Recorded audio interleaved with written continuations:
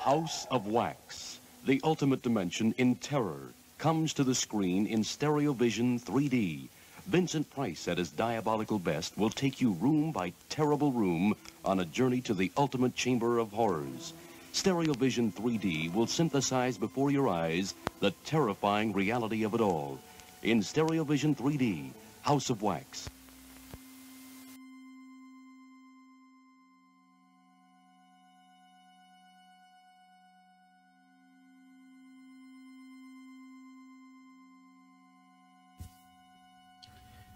Does anyone remember the Vincent Price classic, House of Wax?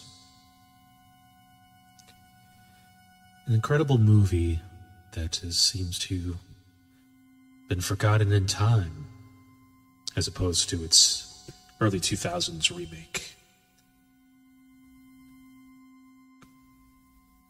Of course, here at the Wicked Webs We Weave podcast, we're huge Twilight Zone fans.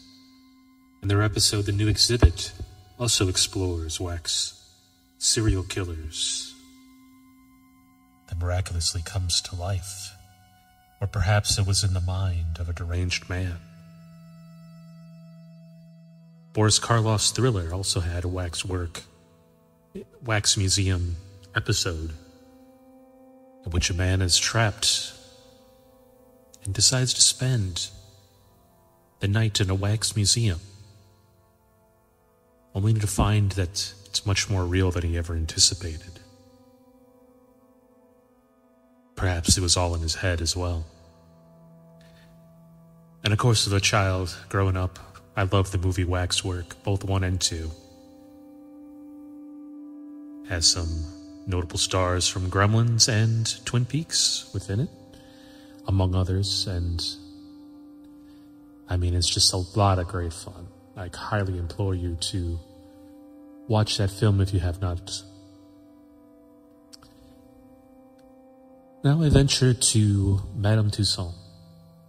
I had the privilege of visiting a few locations in the Waxworks, as well as New Orleans Wax Museum that used to be on Royal Street, that is no longer here, but you can find more information about that in my previous episode of the Wicked Webs We Weave podcast. This wax museum perhaps is the founding idea, inspiration for these movies and shows that I spoke of. The Chamber of Horrors in London. For years and years, it's terrified and entranced and entertained. Venture with me now as we walk inside the works, beyond the waxy stares of dead, peering into the souls of our hearts in deception. Perhaps we are just as lifeless as the ones we gawk. Sit back and dwell in the proverbial darkness, mon ami. And welcome to the Wicked Webs We Weave. The following information was published Friday the 21st of October, 2022. Chamber of Horrors, Our History, Marie Toussaint, Meryl Bone. Step into the history of the Chamber of Horrors. Originally opened in 1818 by founder Marie Toussaint, Chamber of Horrors is now back in the attraction this October. This intimate horror experience brings you unsettling close to some of London's darkest and most notorious criminals of the last 150 years, as well as their disturbing crime scenes and artifacts used in crimes themselves. To this day, the experience remains true to Marie Toussaint's original version. The original vision only featuring individuals whose crimes had a significant impact on Britain's social and criminal history and were well documented by the media at the time. Over 200 years has passed since Chamber's debut. But how did it come about? How did the home of fame also become the home of infamy. What's the story of the chamber? The story of the Chamber of Horrors best starts in 1793, during the French Revolution. Marie Tussaud, because of her association with the French royalty of the time and her experience making wax figures, was tasked with making death masks of the revolutionaries' victims, including King Louis and Marie Antoinette. This is where she first discovered the public had a deeply embedded fascination with the darker sides of humanity and horror. After inheriting an entire wax exhibition and workshop from her mentor, Marie and her son moved from France in the UK in 1802 in hopes of a fresh start. After touring the country extensively, displaying the death masks, relics, and other macabre elements of her exhibition, her popularity began to grow. Marie had the only attraction that was based on pure historical fact and not in sensationalism. In 1818, Marie found a space that allowed her to showcase the darker elements of her exhibition in a separate room to her other figures. It then became a permanent feature where she displayed the guillotined heads of Robespierre, scale model of the guillotine used in Marie Antoinette, and other items of curiosity, including an Egyptian mummy. After some time, however, Marie found that British audiences had little interest in French history. She then began to tailor her figures to fit the public interest, the first being Colonel Despard, who was executed for treason after conspiring to murder King George III. In 1836, the attraction moved to Baker Street, which had a new designated space for the Chamber of Horrors, with even more authentic relics inside. Marie was incredibly dedicated to her craft and would only create a criminal's figure if she could see them in person. To get this, she would attend trials and convictions of every opportunity that was available. The chamber became a huge talking point in society, receiving both negative and positive press. After her death in 1850,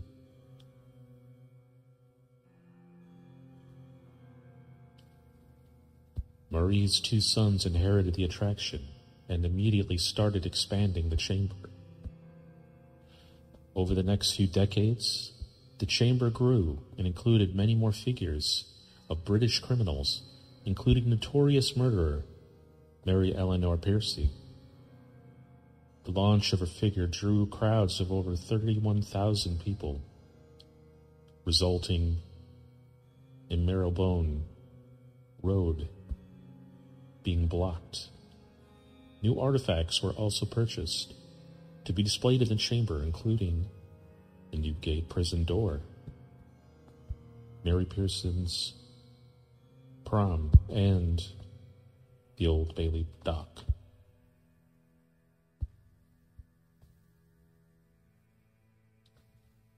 Through fires and burnings in the 20th century, Madame Tussauds London and Chamber of Horrors remained as strong and popular as ever. There were films and documentaries made about it, and the space was certainly updated with new criminals. Approximately 200 named criminals have been displayed at Madame Tussauds London since 1832, including some of the most talked about in history, such as Charles Manson, Adolf Hitler, and Burke and Hare.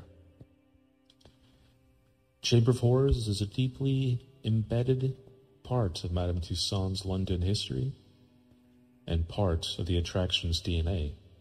It shines a light on the darkest sides of humanity and a public's fascination with crime, bringing you face to face with true horror.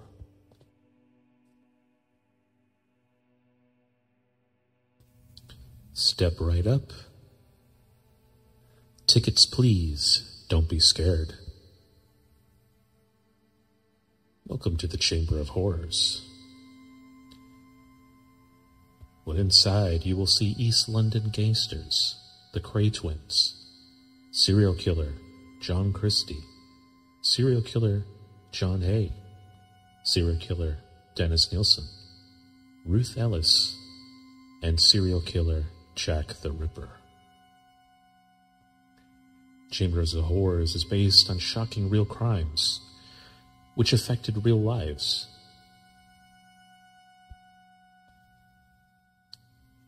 Go to Madame Tussauds' website for more information and support and the services available. The original Chamber of Horrors featured death masks and authentic relics, alongside figures of the most infamous criminals of the time.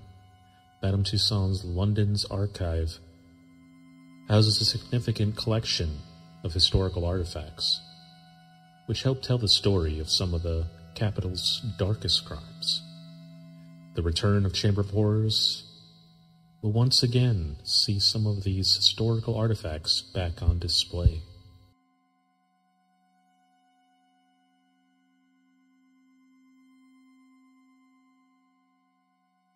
This week, Pathé Pictorial takes you behind the scenes of Madame Tussauds in London for the story of how a waxwork is born. First, Mr. Bernard Tussaud, great-great-grandson of the founder, models the subjects in clay. This one's a well-known sportsman. You recognize him? Stanley Matthews, famous England and Blackpool footballer. Only the top-of-the-tree sportsman achieved the fame of Madame Tussauds. Photographs taken from all angles enable the sculptor to scale the exact proportion of the model's face.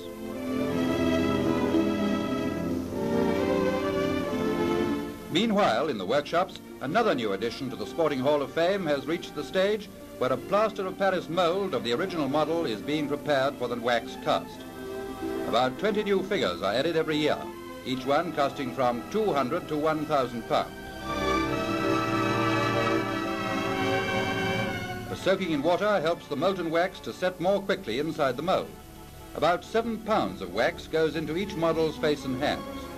The mold is made in interlocking sections which are removed when the wax is set hard.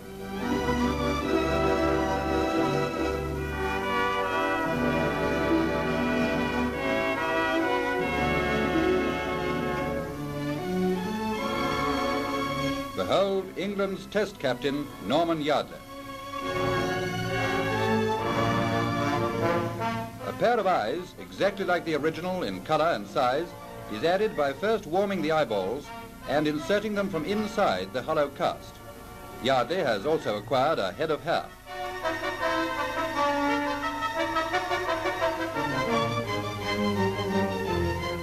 Next, eyebrows. This girl is putting the finishing touches to the third great sporting figure, England and Middlesex batsman Dennis Compton. Hairs are put in place one at a time. Hundreds go to make a complete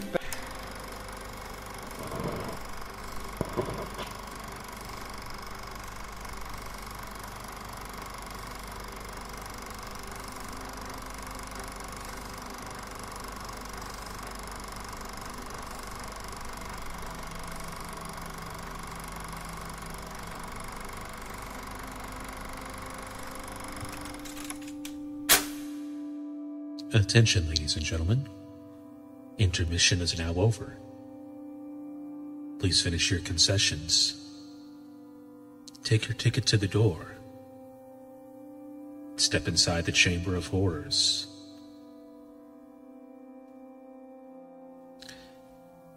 Allow me to describe the contents within the Chamber of Horrors. The criminals portrayed and their stories.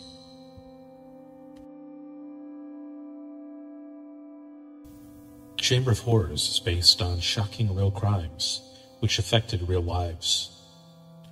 The cases featured all captured the interest of the public and media at the time. But behind each one incident, lives were lost, and families left devastated.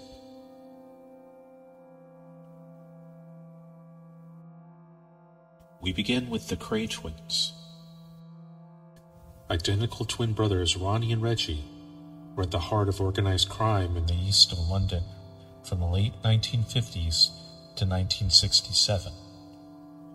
Ronnie was convicted of murder of an East End gang member in 1966, and Reggie of a separate murder of a man the following year, leading to both being sentenced to life imprisonment.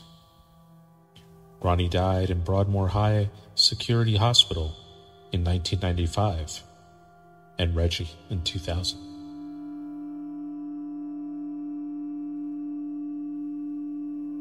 Next, we visit John Reg Christie, known to have murdered 6 people and likely to have killed 2 others, at his home in Wellington Place, Notting Hill, during the 1940s and early 1950s. Christie's neighbor was wrongfully hanged for some of the murders in 1960, with the case playing a major part in the removal of capital punishment for murder in Britain in 1965. Christie was tried only for the murder of his wife, for which he was convicted and hanged in 1953.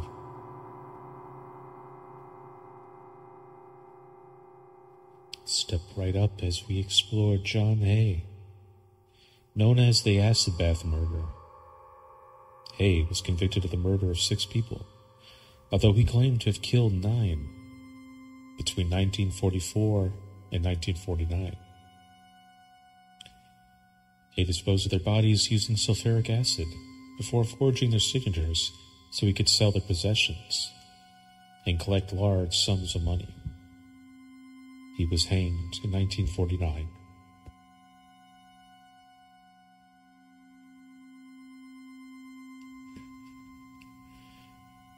Dennis Nielsen. Nielsen was convicted of 6 murders and 2 attempted murders of young men and boys inside 2 North London addresses where he lived between 1978 and 1983.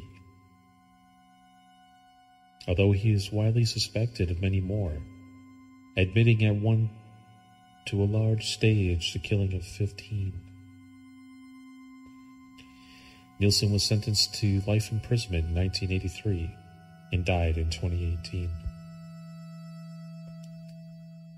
Campaigners say police failed to take the disappearance of the young men seriously because of the prejudice towards the gay community, and that Nielsen would have been caught earlier.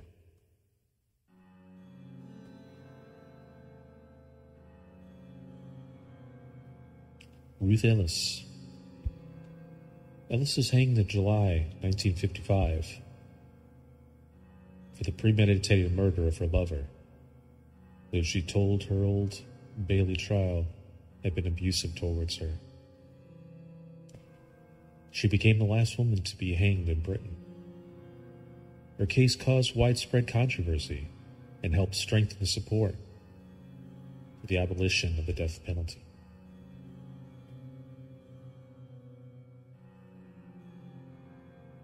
Walk with me further through our wax gallery. Let me introduce you to Dr. Holly Harvey Gripen.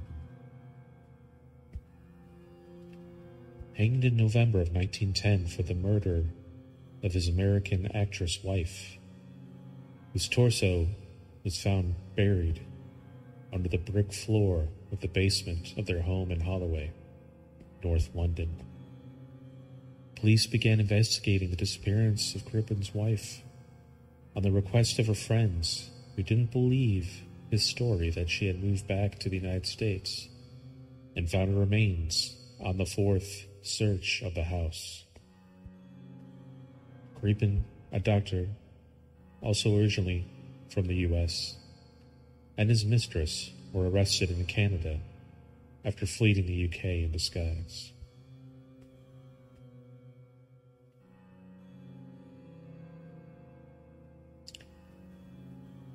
Last but certainly not least, one of the most notorious killers of history. We now introduce to you Jack the Ripper. Suspected of the murder of at least 5 women in and around Whitechapel, the East End of London, in 1888, but was never caught. Whilst never officially identified based on well-documented historical and more contemporary theories, Jack the Ripper, his Chamber of Horrors figure, will take the form of Aaron Kosminski, a barber originally from Poland.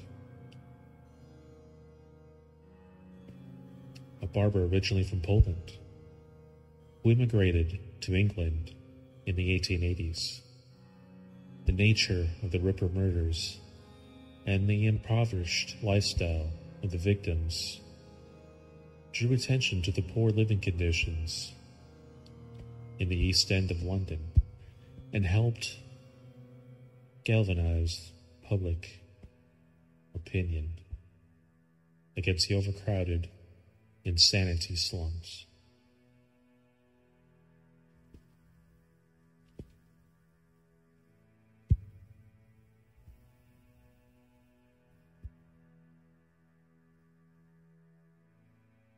Very special thanks to MadameTussauds.com. Please check the description in the video for links with the original footage used. I'm your host, Ryan Mckern. Thank you again for joining me in the Wicked Webs We Weave podcast.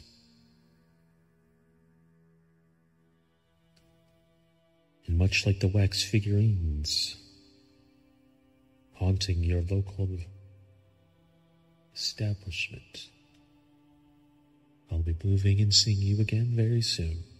Au revoir.